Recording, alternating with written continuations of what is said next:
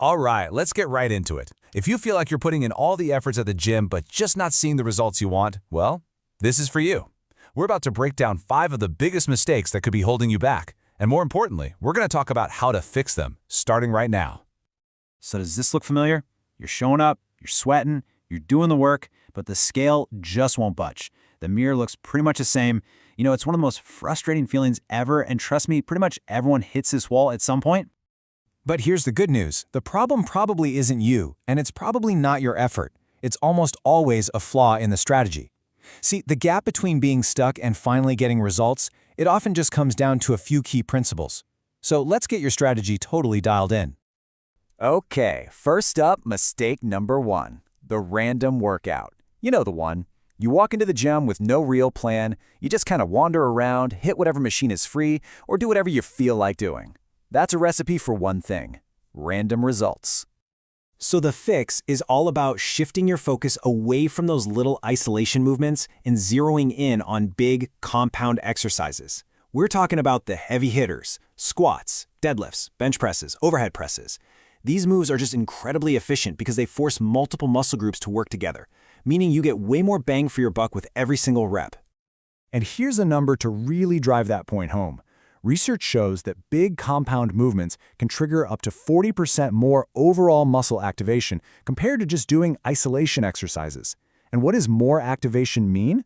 Well, it means more muscle fibers are being challenged, and that directly translates to more growth and more strength. It's that simple. All right, on to mistake number 2. Now this is the number 1 reason people hit a plateau and just stop making progress. It's a lack of progression. See, your body is this incredible adaptation machine. It gets good at whatever you throw at it, which can actually start to work against you. And this is where a concept called progressive overload comes into play. Honestly, this is the single most important principle for muscle growth. It's just a fancy way of saying you have to consistently make your workouts a little bit harder over time. If you lift the same weight for the same number of reps week in and week out, your body just looks at it and goes, I can handle this. It has absolutely no reason to change. And the best part is, making this happen is way simpler than it sounds. You don't have to completely overhaul your workout every single week. All you have to do is focus on these small improvements. Try adding just a little more weight. Push for 1 or 2 extra reps. Add 1 more set to your main exercises. Or maybe just cut your rest time down a bit. Any of these signals to your body that it's time to adapt and get stronger. So, how do you make sure you're actually progressing and not just guessing? You have to track it. I'm serious. Get a notebook, use an app on your phone. I don't care how you do it, but logging your weights, reps, and sets is absolutely non-negotiable. This one simple habit is what turns wishful thinking into a real plan for growth. Okay, let's talk about what happens in the other 23 hours of the day. Mistake number 3 is having poor nutrition. You could have the most perfect, scientifically designed training plan in the world, but if your diet isn't lined up with your goals, you're just spinning your wheels. This quote, it really says it all, doesn't it?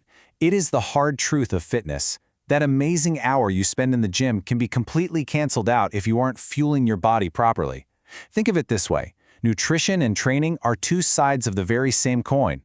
In fact, when you look at the science of changing your body, most experts agree that your results are something like 70% diet and only 30% training. I mean, look at that. It just goes to show how huge your nutrition is. Your food is literally the fuel for your workouts and the raw material your body uses to build muscle.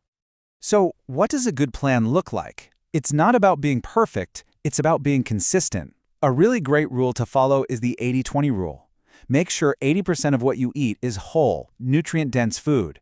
And the other 20%? That's for the foods you just plain enjoy. And make sure you're prioritizing protein. It is essential for muscle repair. A great target is to shoot for about 1 gram of protein for every pound you weigh.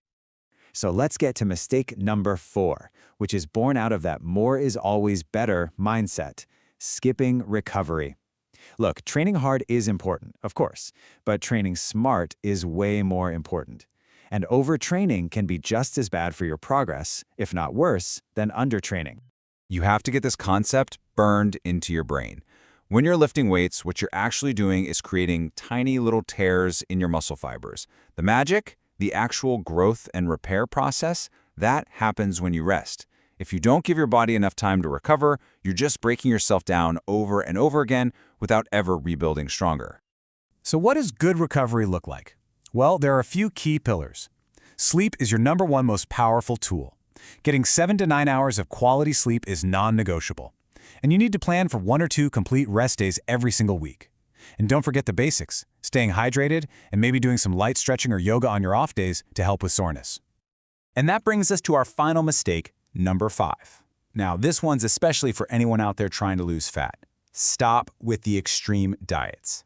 Yes, you need to be in a calorie deficit to lose fat, but going way too aggressive with it is a huge and very common mistake. Just look at the hidden cost of trying to lose weight too fast. When you slash your calories like crazy, your body doesn't just burn fat for energy, it also starts burning through your valuable muscle. Some studies show that in an aggressive diet, up to 60% of the weight you lose can actually be muscle. That is the exact opposite of what we're trying to do. So the smart way to do this is to create a moderate, sustainable deficit. It's really simple. First, just go online and use a calculator to find your TDEE. That's your total daily energy expenditure. Then, just subtract about 300 to 500 calories from that number. That's your target. This should put you on track to lose about a pound a week, which will be mostly fat, and you'll get to keep all that hard-earned muscle. So let's put it all together. Every single one of these common bottlenecks has a clear breakthrough solution. We're going from random workouts to smart, compound movements, from a stagnant routine to progressive overload, from a bad diet to consistent nutrition, from overtraining to strategic recovery, and from those extreme deficits to a moderate, sustainable plan. But look, just knowing this stuff isn't what creates change. Taking action is. So the real question for you is, looking at this list, which one of these breakthroughs are you going to commit to starting this week? Pick one. That's your first step to finally seeing the progress you absolutely deserve.